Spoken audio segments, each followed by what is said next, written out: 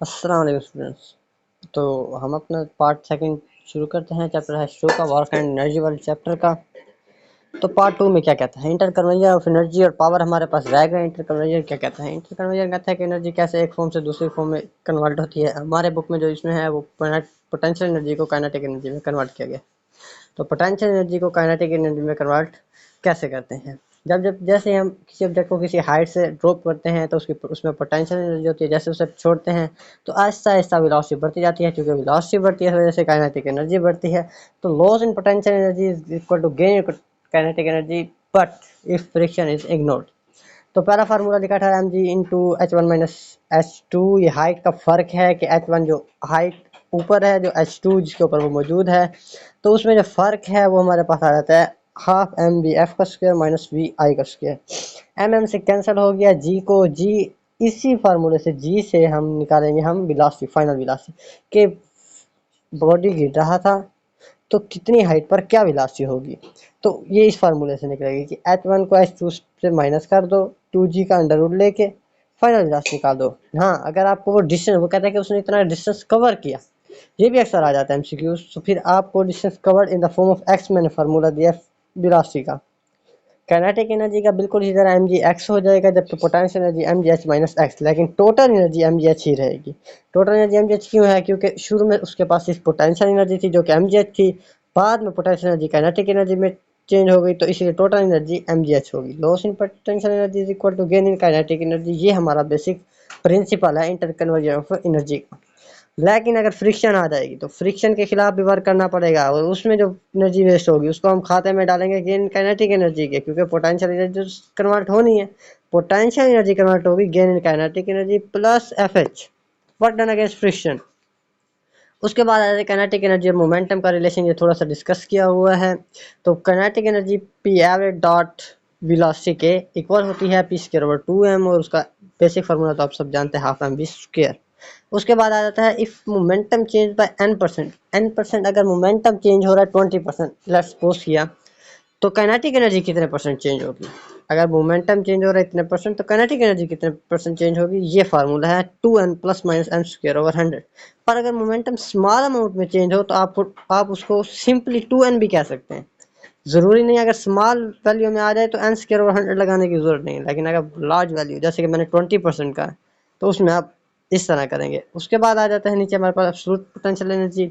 Absolute gravitational potential energy का ज़्यादा कुछ नहीं है, आप डेफिनेशंस बुक में भी पढ़ते रहेंगे, इसलिए मैंने नहीं लिखी, सिर्फ फार्मूला लिख दिया हमारे पास, ज़्यादा इसमें कुछ नहीं है।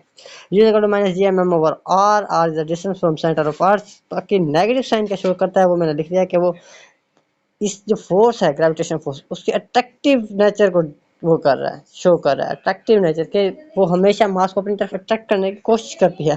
फिर आ जाता है एस्केप वेलोसिटी। एस्केप वेलोसिटी क्या होती है? वो वेलोसिटी जिससे हम किसी भी ऑब्जेक्ट को थ्रोन करें, किसी भी स्टार से, किसी भी प्लेस से, तो वो उसको एस्केप कर जाए, उसकी ग्रेविटेशन, उसकी फील्ड से, ग्रेविटेशनल फोर्स से आउट ऑफ कवर हो जाए, तो उसे कहते हैं एस्केप वेलोसिटी। जैसे हमारे अर्थ के लिए एस्केप वेलोसिटी 11.2 किलोमीटर पर सेकंड है, यानी कि किसी भी ऑब्जेक्ट को अगर 11.2 किलोमीटर पर सेकंड स्पीड वेलोसिटी दे देंगे तो एस्केप वेलोसिटी आ जाएगा। और उसका फार्मूला दिया हुआ है 2gm over R is equal to 2gr। तो आप इसको बेसिकली देख सकते हैं, ये हमारे पास बेसिक फार्मूला है और ये हमारे पास है इंटर कन्वर्जन ऑफ एनर्जी। आगे हम पढ़ते हैं पावर किसे कहते हैं। तो पावर क्या होता है? It is the time rate at which work is done. Work क्या होता है? अब वर्क मैकेनिकल भी हो सकता है, इलेक्ट्रिकल भी हो सकता है, तो हम इधर बेसिकली मैकेनिकल पावर को डिस्कस कर रहे हैं।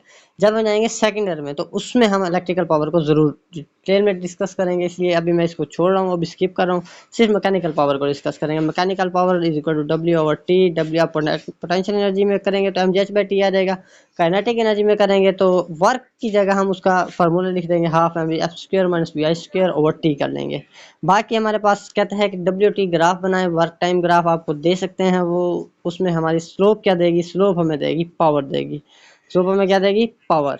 तो डब्ल्यू टी ग्राफ की स्लोप हमें पावर देती है। उसके बाद उसके फार्मूले लिखे ठहरे हैं पावर के बहुत सारे, कि F V cos theta F dot V होता है, आपको ये तो सब पता है क्यों क्यों ये हम उसमें करते हैं, फर्स्ट में बुक में भी लिखा हुआ है कि एफ डॉट वी उस वक्त करते हैं जब हम कांस्टेंट वेलोसिटी यूनिफॉर्म वेलोसिटी से मूव कर रहे हो, किसी भी चीज़ को यूनिफॉर्म वेलोसिटी दे रहे हो, यूनिफॉर्म कांस्टेंट फोर्स हो, तो हम इस फार्मूले को यूज़ करते हैं।